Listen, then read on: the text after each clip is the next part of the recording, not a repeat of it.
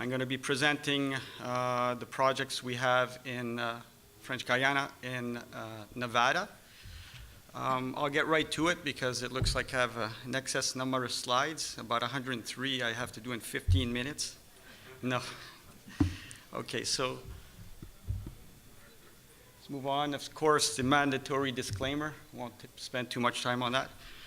So 2014 was a very successful year for Columbus, one of the most successful. In Nevada, we made a very exciting discovery at Eastside.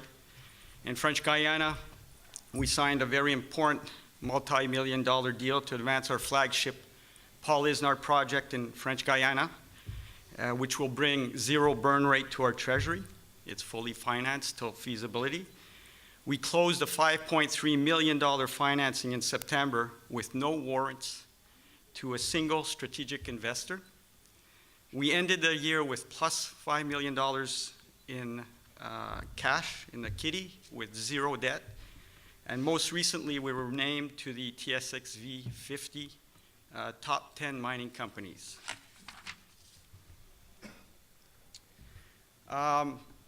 Columbus Gold is focused in two mining jurisdictions, French Guiana and Nevada.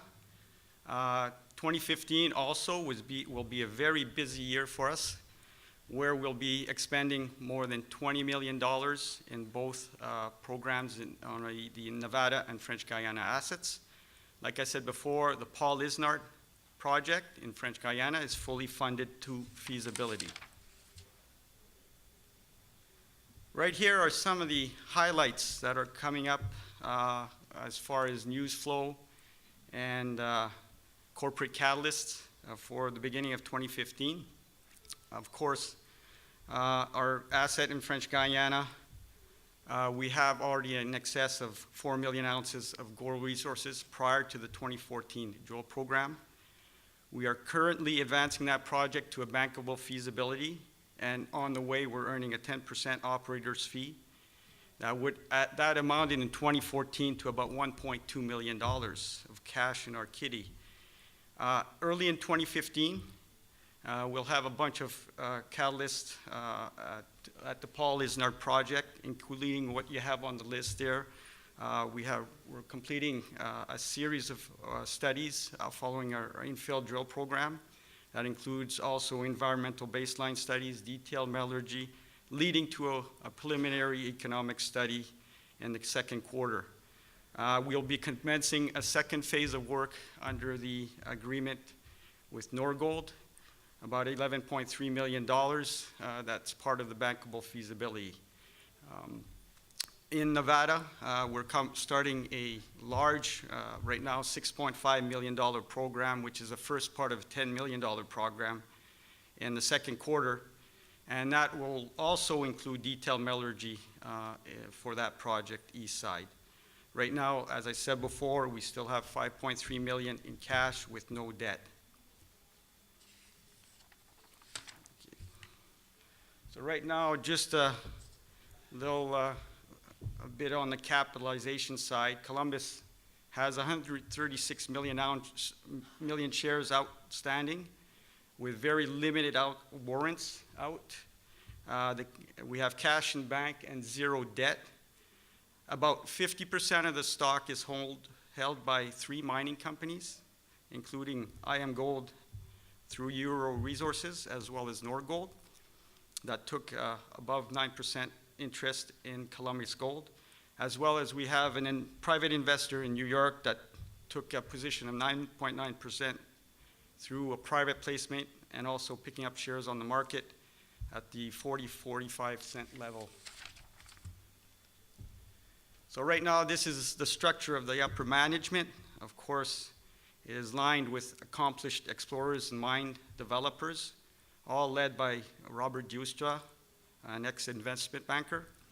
Managing our assets and portfolio in Nevada is Andy Wallace, very well known, credited with 9 discoveries in Nevada, all went to production.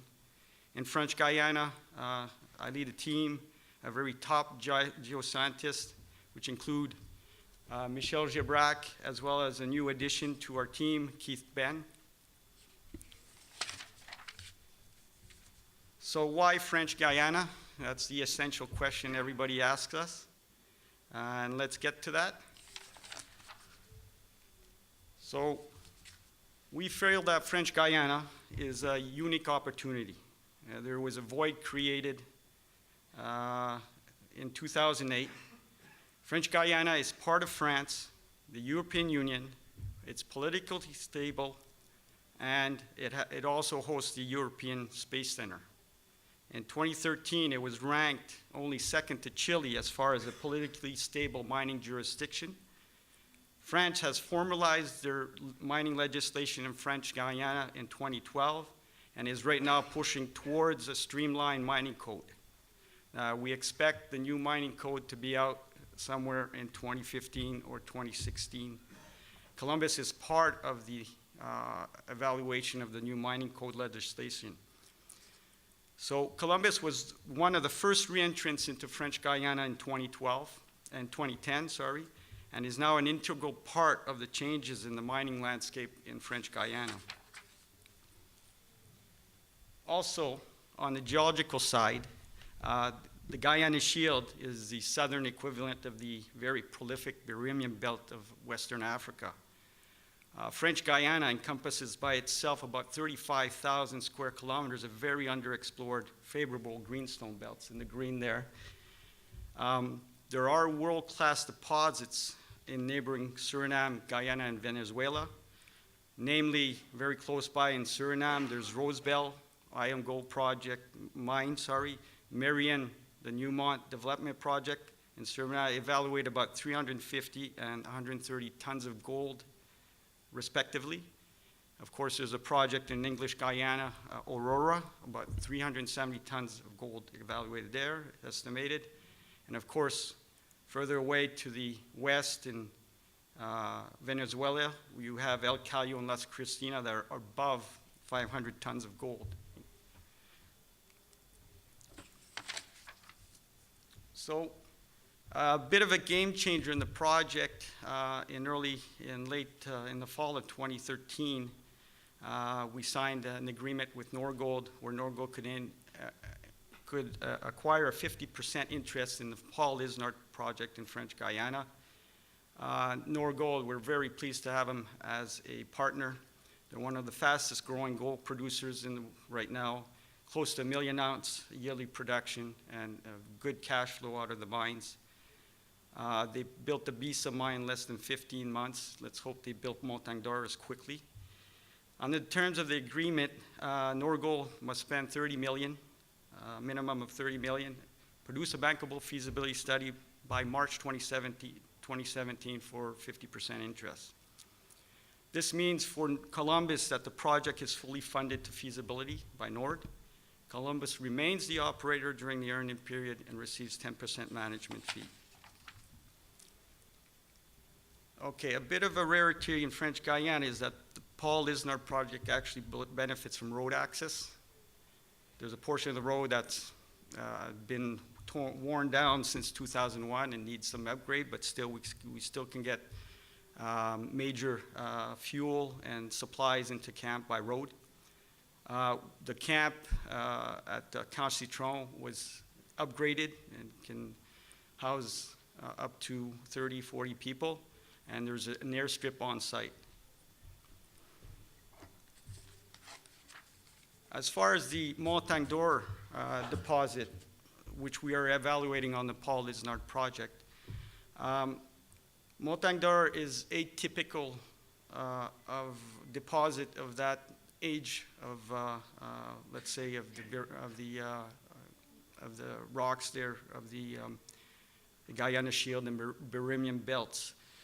It's actually a large, deformed, volcanogenic pyritic gold system, now drilled out over 2.5 kilometers strike extent and to about a vertical depth of 250 meters. It has seen some deformation, and there's a lot of debate on how much gold was remobilized. That we'll get to in further geological assessment. The inferred resources right now at Montagne d'Or stand at 4.3 million ounces at 1 gram per ton gold average grade prior to the completion of the 2014 program. The project is right now being evaluated for a starter as a bulk tonnage open pit operation. The deposit remains fully open on strike, mainly to the west and at depth, excluding also very important untested gold soil anomalies outside the Montagnard trend. We know that there are higher grade chutes in the deposit, mainly in the west section of the deposit, that have potential for underground mining in subsequent mine development phases. So right now we're at the final phases of the first program with Norgold as a partner. This is leading to a PA that should be out in the second quarter of 2015. Like I said before, that included 26,000 meters of drilling, infill drilling, about 126 holes to establish a 50 meter by 50 meter grid pattern in the deposit. We have completed in the last fall the field studies for the baseline environmental and social studies. That report should be shortly out by mid-March. That will be included in the PEA. We also completed comprehensive metallurgical tests. We have a news release that was out this morning on the final results. And we expect the updated resource estimate and PEA reports to be out by the second quarter of 2015 this year. So the drilling program, basically this is the longitudinal section prior to us going in and doing the infill drilling at 50 meter centers. You can see it's a bit of a cartoon, not done by technical people, more for promotion, but it shows where all the gaps were in the deposit along about a 2.5 kilometer strike. So there were sections of the deposit that were very widely drilled, especially to the west where we knew there was higher grade mineralization and wider, more continuous mineralization. So this is a typical cross section across the west zone with the principal UFZ zone in the red and subsidiary LFZ zone in the green. Right now it's been tested down to about 250 meters vertical depth. This is about the drill pattern that we have, 50 meter spacing vertically. The drilling has proven very good continuity in two sectors of the deposit as far as continuity of the zones as well as grade. This plan view shows the best drill intercepts of the campaign, everything that was above of a metal factor of 50. Metal factor, of course, is gold grade times true width. And we can see that the 2,000 drill holes highlighted in the blue here. And by the way, on the eastern end, in this area, we have some orange holes where the pending holes, the 10 pending holes we had no results for yet that we received yesterday. Those would be soon to be released. The drilling in 2014 really showed the best intercepts, showed a continuous mineralization through the east central and west central parts of the deposit, as well as highlighted some new mineralization at the western end of the deposit. And this is why we say it's very open to the west. This would be these intersections in this area right here. We expect that the 2014 infill drilling program will increase and upgrade to a significant portion of the current inferred resources to the indicated category. I'm going to show a few preliminary grade shells done internally by Keith Ben. And this is without the results of the last 21 holes on the eastern section of the deposit, so that's why it's cut off a bit here. It's not the full 2.5 kilometer length. But we can see that there's developing, our drilling has developed a very big potato of 1 gram plus material here, and it started highlighting some higher grade shoots at over 3 grams per ton gold in the purple there. This is very important because we can see that this potato is wide open to down plunge to the west as well as at depth and to the west. That has serious impacts on extending the deposit in that direction in future phases of drilling. This is a plan view of the grade shells at the 170-meter level. Interestingly enough, as we basically sold this model as a volcanogenic pyrite gold deposit, very widely extended on its strike extent, we're seeing some potential structural controls to this, very linear features to the principal UFZ and LFZ zones. And actually, we're seeing that maybe some higher grade cores to the deposit is actually located at splays or intersections. So this is very important in our future drilling and modeling for expansion drilling. On the cross section here, this is right through the heart of the western section, section 2970 East. We have, following the 2014 drilling program, we established a new stratigraphic model with also relogging some of the historic holes. This includes that a significant portion of what was previously called felsic volcanics will be reclassified as intrusives.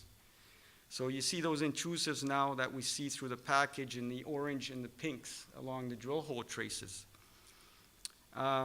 In this new model, it appears that gold mineralization is mainly confined to the porous felsic pyroclastic. So we're looking again at maybe at a replacement deposit in porous pyroclastic or rock units. Those are shown in the yellows, light yellows and dark yellows. Right now, we are basically constructing the 3D model of the deposit to confine the block modeling for the updated resource estimate.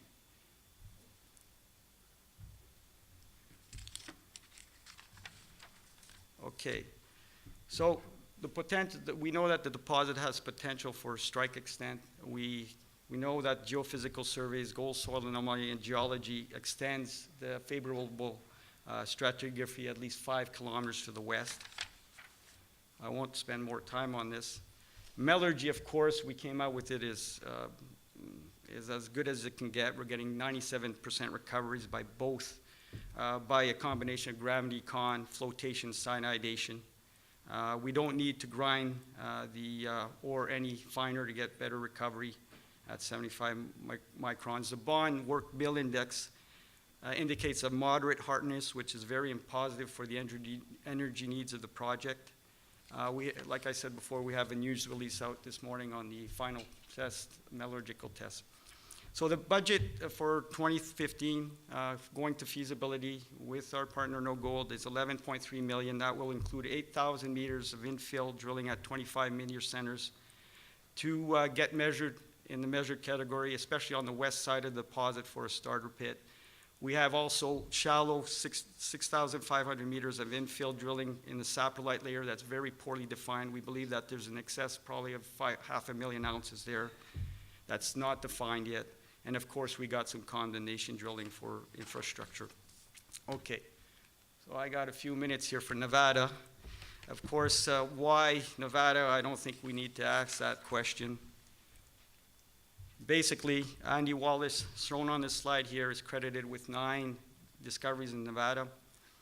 Andy has been with us for 8 years, and he believes Eastside is his 10th discovery that will lead to a mine. Basically, Eastside, you can't ask for more. I mean, it's right outside of Tonopah, right next to the highway, power line running through the property. It's got water wells and flats for heap leach and pads infrastructure. Basically, Eastside is a typical classic Nevada low sulfidation oxidized epithermal gold system associated with rhyolite domes. Drilling results from the original discovery area returned +1 grams oxide mineralization over 30 to 50 meters length. Oxide is known up to 250 meters depth. There's only one hole that went into sulfide in the early drilling.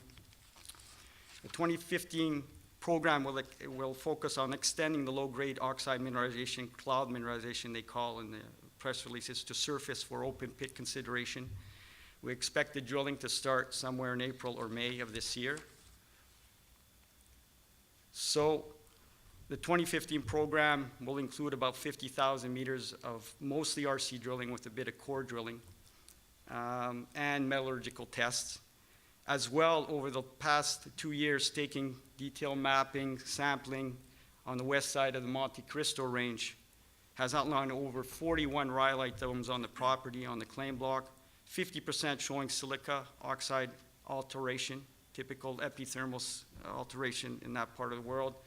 These are non-tested except the discovery area by drilling. Based on surface geochem, at least 5 priority targets, including original discoveries, areas are defined. So this is really a district scale play that will play out in the next years to come.